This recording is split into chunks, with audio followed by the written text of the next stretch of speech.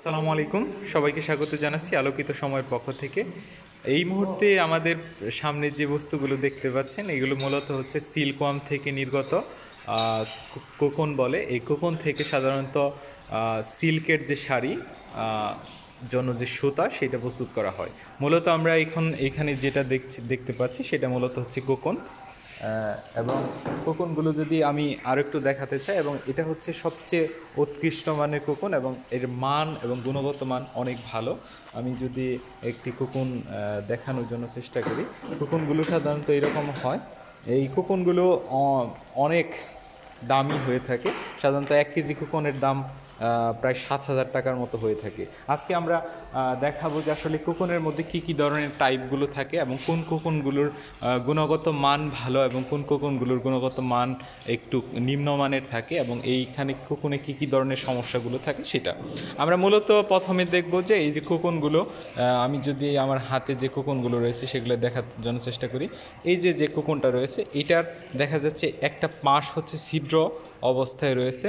এই যে যদি আমি একটু দেখানোর জন্য চেষ্টা করি, আপনারা যদি একটু দেখেন যে এই যে কোকনের পাশগুলো ছিদ্র অবস্থায় থাকে। এই ছিদ্র অবস্থায় যে কোকনগুলো থাকে এদের কোয়ালিটি এত ভালো মানের হয় না। এই কোকনগুলোকে সাধারণত বলা হয় পারফোরেটেড কোকন, অর্থাৎ পারফোরেটেড কোকনগুলো মূলত ছিদ্রযুক্ত কোকন।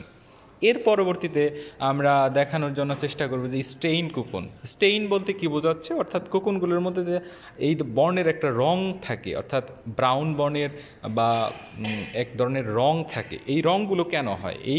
এই যে কোকনগুলো আমরা দেখতে পাচ্ছি, এই কোকনগুলোর ভেতরে পিউপা থাকে। পিউপাটা যখন মরে যায়, মারা যাওয়ার পরে তখন এই কোকনগুলোর বর্ণ ব্রাউন কালারের হয়ে যায়। এরপরে আমরা যে কোকনগুলো দেখব সেটাকে বলা হচ্ছে যে থিন কোকন, অর্থাৎ কোকনের যে ধরনের উৎপাদন হয় এবং উৎপাদনে যদি গুণগত মান বা থ্রেড প্রস্তুত করতে হয় সেক্ষেত্রে আমাদের এই কোয়ালিটিগুলো অবশ্যই যাচাই করতে হয়। যেমন দেখা যাচ্ছে এই কোকনগুলোতে পাতলা রয়েছে, এই জন্য এই কোকনগুলোকে সাধারণত থিন কোকন বলে। অর্থাৎ থিন কোকন বলতে বোঝানো হচ্ছে শুধু মূলত পাতলা রঙের কোকন। এটা কেন হয়? কারণ হচ্ছে পিউপা থেকে যে পরিমাণ সিক্রেশন দরকার সেই পরিমাণ সিক্রেশন হয় না, কারণ পিউপা দুর্বল এবং অসুস্থ অবস্থায় থাকলে এটা সাধারণত হয়ে থাকে। আমরা এরপরে দেখাবো যে হচ্ছে 3 মাথাযুক্ত কোকন। এই যে দেখেন এইটার কিন্তু 3টা মাথা থাকে। এই যে একটা মাথা, এই যে একটা মাথা এবং এই যে একটা মাথা, এটা 3 মাথাযুক্ত কোকনগুলোকে সাধারণত আমাদের সেরিকালচারের ল্যাঙ্গুয়েজে বলা হয় ডাবল কোকন। আপনারা একটু যদি দেখে রাখেন, এগুলোকে বলা হচ্ছে ডাবল কোকন। এরপরে আমরা যেটাকে দেখব সেটা হচ্ছে ডিফর্ম কোকন। ডিফর্ম বলতে কি বোঝানো হচ্ছে, অর্থাৎ কোকনগুলোর একটা সাইজ থাকে। দেখেন এই যে এইখানে চাপ দিলে এখানে কিন্তু ডেবে যাচ্ছে।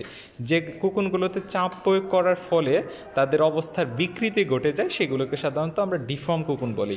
এই ডিফর্ম কোকন থেকে ঠিকমতো আমরা সাধারণত গুণগত মান বা থ্রেড ভালো পাই না।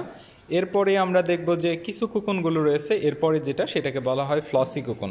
এখন কিছু কোকনের গায়ে দেখা যাচ্ছে যে এরকম এই যে এরকম সুতার মতো বের হয়, এরকম অনেকগুলো সুতার মতো বের হয়, এবং এইগুলো সুতা টানলে বারবার শুধু একই রকম অবস্থায় থাকে। এই যে এইরকম, যদি এরকম একটু টেনে দেখাই, এরকম বারবার হচ্ছে, বারবার একটু সুতা বা অ্যাশ জাতীয় একটা পদার্থ বের হতে থাকে। এগুলোকে মূলত বলা হচ্ছে যে ফ্লেমসি কোকন। এরপরে আমরা যেটাকে দেখব সেটাকে বলা হয় থিক কোকন। আমরা এই 3টা কোকনকে দেখতে আগে যতগুলো কোকন আমরা দেখেছি তার মধ্যে এই 3টা কোকন একটু বেশি ভালো মানের। কেন? কারণ এগুলো যদি চাপ দেই তাহলে সেক্ষেত্রে চাপ দেওয়ার ফলে কিন্তু কি নষ্ট হচ্ছে না বা বসে যাচ্ছে না, এবং এইগুলো খুবই মোটা একটা আস্তরণ দ্বারা আবৃত থাকে। এই জন্য এই কোকনগুলোকে সাধারণত বলা হয়ে থাকে থিক কোকন বা মোটা প্রাচীরযুক্ত কোকন। এরপরে আমরা যেটাকে আসবো সেটা হচ্ছে যে আমরা আসলে কি ধরনের সুতা তৈরির জন্য কোন ধরনের কোকনগুলোকে বাছাই করব। সে বাছাই করার ক্ষেত্রে অবশ্যই যে গুড কোয়ালিটির কোকন সেটাকে আমরা মূলত এই কোকনগুলোকে গুড কোয়ালিটির কোকন বলে।